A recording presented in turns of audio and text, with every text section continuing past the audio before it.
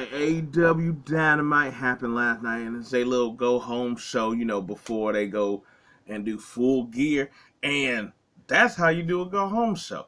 It's like everything on here pretty much either continue with, to the build up to it, or, I know not a go-home show, they got Collision or whatever later on, but I was like, it wasn't a dull show. It wasn't like, let's phone it in.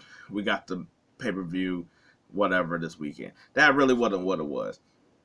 No, I was like personally, I was more into. I enjoy the Swerve and Hangman thing, or really just Hangman, because I was like, Swerve ain't get to talk. He just had to have a scowl on his face, the whole time. I was like, everything was like good, in that. I was like the Mox, the first match with Mox and Cassidy, that was pretty. I thought that was pretty good. The Velvet and Sky Blue match, that was really good. But yeah, so the first match, like I was saying, Orange Cassidy and Hook versus Willa Yuta and Jon Moxley. Basically, Jon Moxley's coming out. They jump him during his music because he comes through the crowd, and they just start fighting there, and they start beefing there. Yeah, and I was like, and they carry it to the ring, and then Wheeler and Hook get it started. And for the most part, it's really Hook during most of the match. Mox basically sort of beat down Cassidy, to where he couldn't really start the match for a while. Then when he got in there, he got going. To be honest, I was like, don't get me wrong, like, Hook held it on more so. I think the point was really trying to show, Orange Cassidy with Mox is basically that there ain't nothing you can do. I'ma still beat your ass. That's pretty much how that one went. Like, I was like, this version of like no selling is really to be like, you can't do anything, like, at all. Yeah, he tried to hit him with a couple punches, nothing. He tried to do his Hurricanrana DDT, no. I was like, yeah, there was really nothing Cassidy could do, and Cassidy basically just got knocked out the ring, and then they basically just double teamed on Hook and get the win. Yeah, I was like, pure dominance pretty much. Now, what did that lead to as far as Full Gear? We'll see. Then after that, I was like, Swerve and Paige, they got Texas Deathmatch, so they had the whole showdown instead of, the contract signing stuff that people do. They basically came out here. They can't touch each other, otherwise they'll be suspended for the rest of the year, and of course that also will make the matches off. Basically, Paige just came out here and basically just got up at Swerve's face talking about, basically, you could have been somebody, but you not. You still a loser. I was like, you had a chance to do things with your opportunity. You didn't, because you a loser. And I was like, this ain't what he said. This is basically what the interpretation of what he said. That you ain't nothing. Your character ain't nothing. You ain't nobody. That's probably why. Now, this is actually what he did say. That's probably why your fiance left you and your kids don't want to see you. And at that point, that was just like, so, ooh, at that point. Like, the rest of them was like, ooh, like, yeah, trash talking. And then it was like, oh, that one's a little deep there. Yeah. And then he also was just talking about, like your crew, nothing. I was like, Princess Nana out here using you. He talking about, Princess Nana out, I said, about outside over here taking weed from a high schooler, and he's like, after I beat your ass, I'ma beat Nana ass and take his weed. And Princess Nana like, no, you won't. No, that was crazy. Then he was basically like, hey, I know we can't touch each other and we can't fight, but nobody had ever said anything about me trying to beat Princess Nana. He just beat down Princess Nana until security had to jump in, and then he just started being security in. And then that's how they basically went off. And I'm like, I was cool with that. Swerve didn't have to say anything. I was like, Paige said a whole lot. He carried it. And it was like in your face, but it was also funny. I could rock with that type of thing. Like I said, really good like segment, go home and stuff like that. I was like, then I was like, you got I was like, just Samoa Joe. I was like, you got Samoa Joe. He basically had like a little squash match. It didn't matter. Um, I was like, and then he just sort of talked about, chasing the title. I was like, Joe. I was like, Joe's great. I was like, I mean, there were a couple of squashes here, but I was like, man, whatever. It just keeps it warm. He comes out here, hit that little promo, basically, talk. I was like, then I think at some point and after that too, we also got Warlow with his little speech, him doing his little. This time it's not the '80s Rocky little theme. It was just sort of like like him just first with like shadow work where he just like bounce on the rope. Then he brings in some talent to crush or whatever. Thought one of them looked like a fake Braun Strowman, to be honest. He had the cargo pants, bald head, beard. But he was dressed like how Braun Strowman basically used to dress. That was sort of odd, but I don't see anything in that, to be honest. I was like, after that, we got like the Young Bucks, versus Penta, and I think his name is Dragona or something like that. Fun match, great match. I'm always down. I love Penta. Young Buck coming out to like the crowd. That's cause it's their hometown, his family, all that. All that stuff. Homecoming. You whoop whoop. Which also I guess I should point out that Samoa Joe also was from here too. So I was like, he put that in his promo about coming from here and being his ass or something. But yeah, so the Young Bucks, I was like, basically it's a bunch of. I was like, they didn't really do anything like flippy dudes and nothing like that. As much. I was like Penta and them did, where they were both like jumping off, throwing themselves to him. But they did the whole slapping, punching, bit. Especially with Penta, I was like just slapping the hell out of somebody's chest. But then there comes to a part where like they're all going back and forth, trading their shots. They're doing a really good job. Where they had like a spot where they all just like in the ring fighting, whatever. I was like super kick. Then I forgot what Penta and them did back. But then they all just like kicked each other, fell down. Then they all kept up. And but towards the end of the match, I was like, Young Bucks. I was like, it almost looked like they were going to do like a super kick, but the first one looked like an accident where the dude fell down and he got kicked in the groin. That first one looked like an accident. The second one wasn't an accident. Second one was like, well, if I can keep this going, I might as well. And then they did a little V trigger and they basically went home. Then went to outside the ring, whatever. Then they ran into Kenny. Kenny's over here like, oh, we cheating now, and he's like, yeah, that what it takes to win. I don't see why you gotta think it's such a problem with your boy Chris Jericho here. And then Chris Jericho comes up, and at that point, Chris Jericho just like y'all, y'all a bunch of like kids and stuff like that. When he turns around, I believe Matt just pushes him in the back, and then it didn't start a brawl, but it was just like just some tension or whatever, and Kenny just like Anyway, so they got prepared for their little straight fight match, so it don't even matter. I was like, the Guns. Basically, I didn't even know it was them because they didn't come out with the bang bang music to their music. So I didn't even know it was them, to be honest. But anyway, they had a squash match, and the whole point is just for them to kick that extra promo of like, we gonna take them titles, y'all can't do nothing about it, kind of thing. So I was like, I was like, it was really nothing I could have done without this. There was nothing here, and they didn't really cut anything of a promo either. Like they really just they said less than what they did last week, and then it's 2 word for you guns of that whole shebang bang. Like so, I was like Red Velvet and Sky Blue. really weird. I was like, so whoever wins this gets into the triple threat basically for the TBS championship, which I was like it. I was like I could have sworn Red Velvet only came back like last week or something like that, but maybe I'm wrong.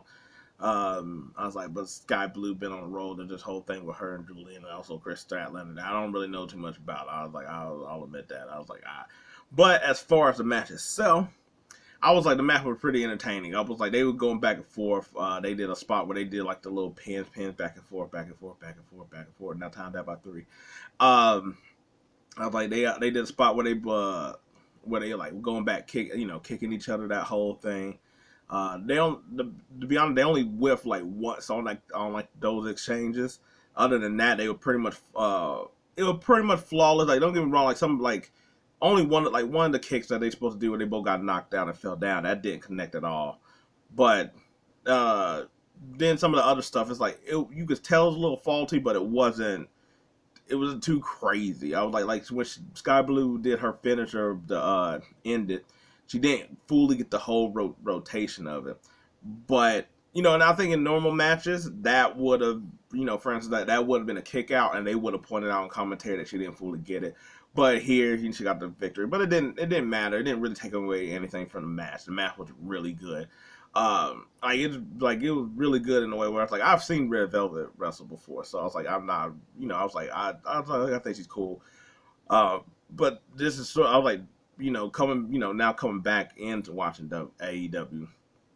Sky Blue, I was like, okay, I might get behind her on that one. Just like, okay, I was like, I've seen to a little bit of Chris Statlander in her matches and stuff. Like, there's some people I've seen, but I haven't. Sky Blue is somebody I haven't actually seen wrestle. So I was like, okay. I was like, I also like this match because I was like, this match probably been one of the, if we're talking especially like just this brand, but I was like both brands. I was like, that one probably felt the closest I felt in a long time of like the old NXT, they was in that type of thing. I know I'm cross branding, but you get what I'm saying here. I was like, it was a very good exchange.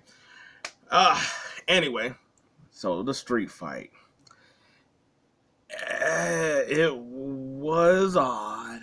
I was like, it was odd. It was okay. Could have been good. Never was gonna be great to me.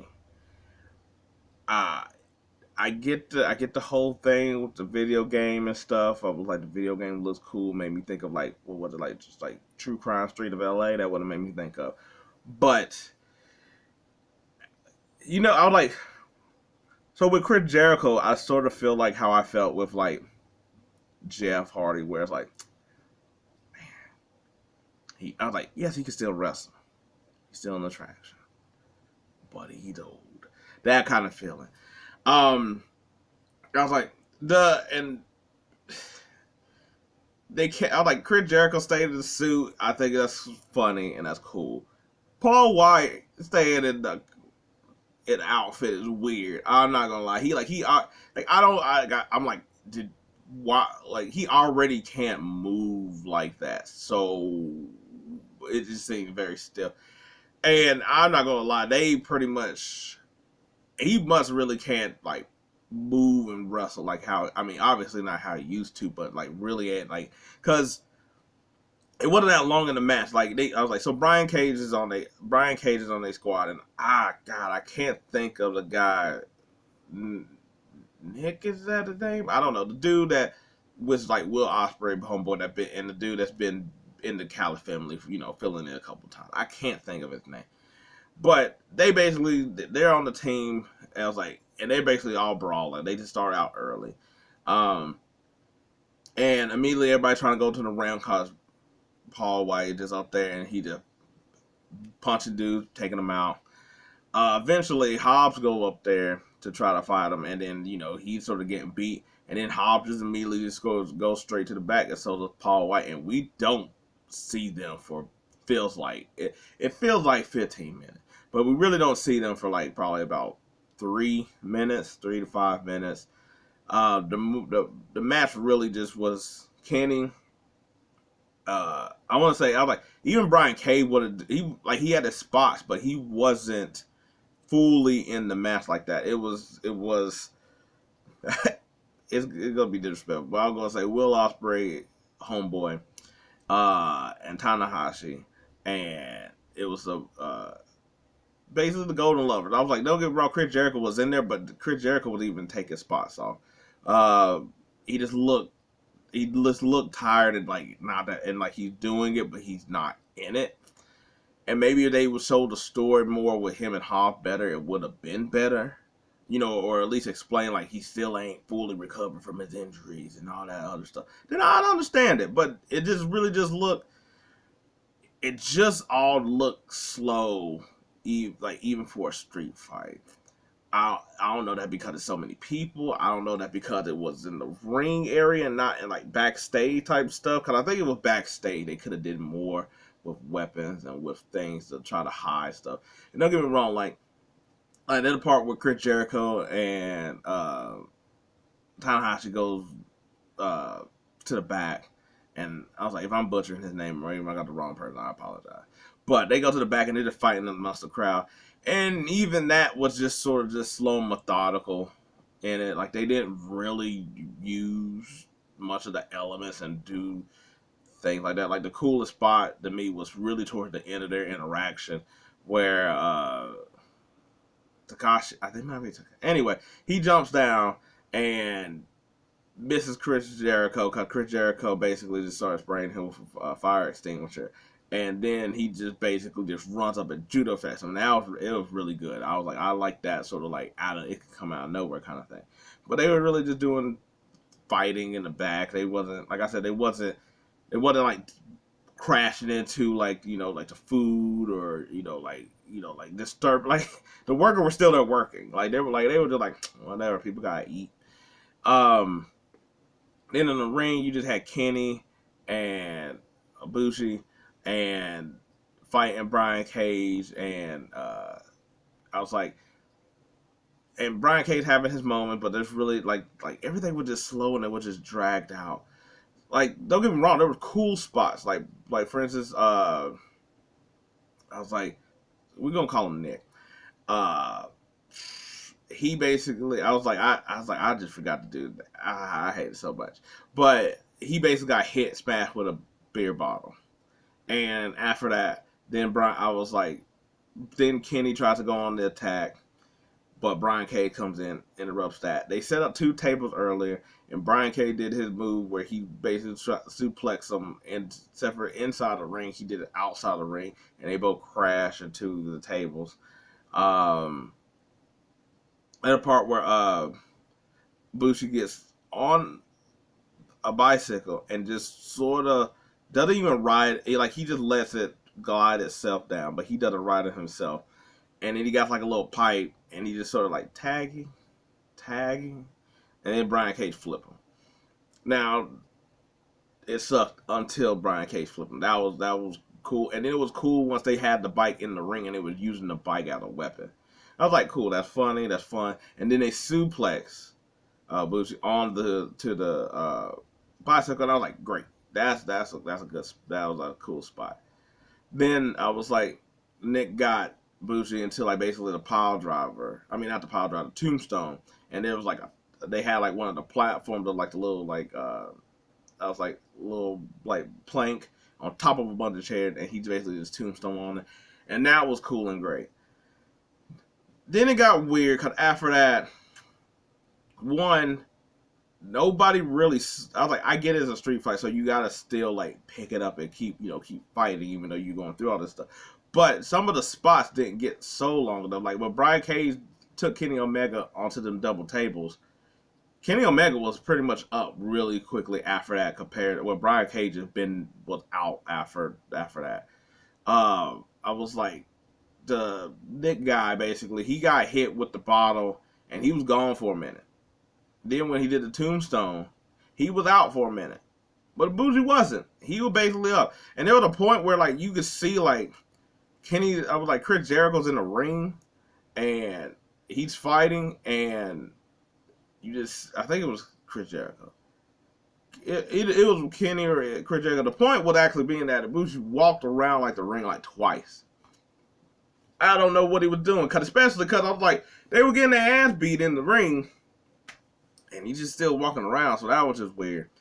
Then eventually Hobbs come down to basically be like, this ain't oh, this is what I missed earlier. Hobbs and them went back. See, that's how long they were backstage. I thought all this happened while they were backstage the whole time. That's how much, or whatever. Like Chris Jericho hit him with a crate and stuff. Look, they're backstage, and Paul White is basically slapping them, doing this thing.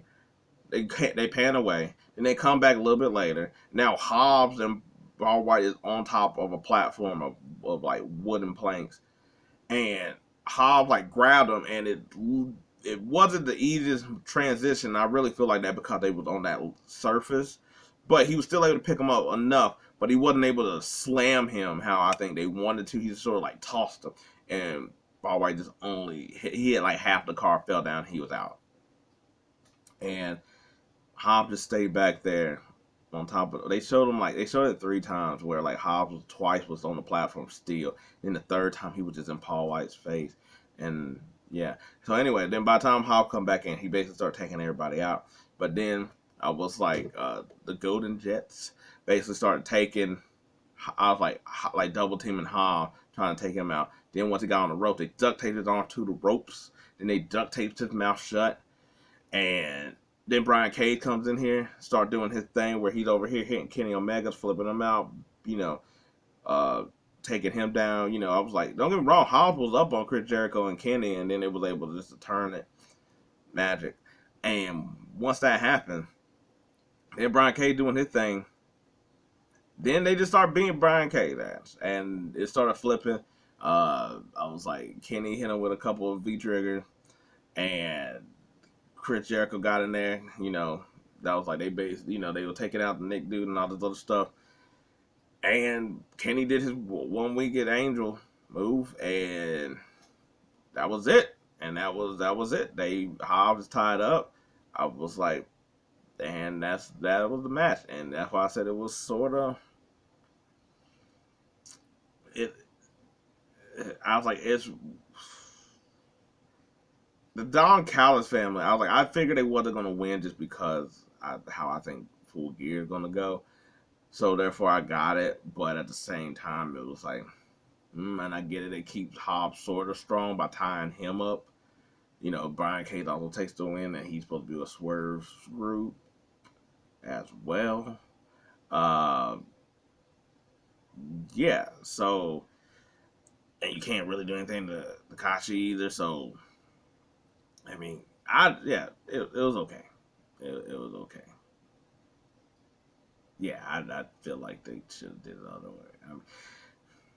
I get it. Who else is going to take the pin? Brian Cage take the pin. And I guess they had to win.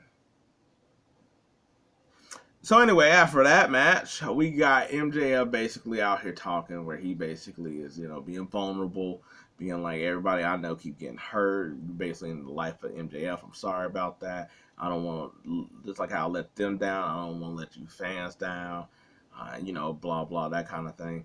Then Jay White of the Bang Bang Gang comes out and basically says that you're like, you faking in front of the crowd, you really only care about yourself. If you say me and you are alike, well, guess what? I know you just as much as you know me, kind of thing. And then after that, the rest of the Bang Bang Gang comes out and triple teams MJF, then quadruple teams. So I was wondering if Joe might come out just to, come out to help save, just to make a point of, like, I was there. You can ask me anytime, that kind of thing. But nah, he just basically got his ass beat. And that was pretty much how it went off. I still think it was a solid show. I still thought it was good. Like I said, the matches were either good or they had something to go on for the next thing. I was like the Young Bucks and Penta, like that, them being like cheating and stuff like that, built for the match against Kenny and them. Kenny and Chris Jericho winning, built for that match. Mox Wheeler, Hook, and Orange Cassidy. Of course, that the the two Mox and Cassidy that builds their thing. Pretty sure Hook and Wheeler are going to have a program or something like that on like another TV show.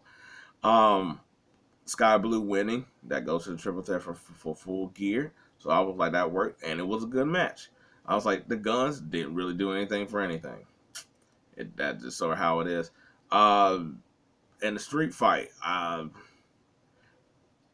it was a blow off, but I don't think it really did anything for anybody for the Callis family, to be honest. So, and Swerve and Page with the MJS part, where it's like those are two talking segments or two promo segments built for their next thing. So, in all, it works out for everybody. But anyway, that's my recap of AEW Dynamite. That was actually kind of dynamite. If you like this review, I appreciate it. Thanks. If not, hey, maybe next time. Also, let me know any of the people that I mess up on either their names or I didn't know their name. I was like, I'm going to look at my back for this, but I also want to just get into my mind because I was like, they are people that sort of been on the program. Now I should sort of know by now how long I've been watching, at least coming back. So, but anyway, let me know. We'll see how Full Gear goes and whatnot. But until then, guns up.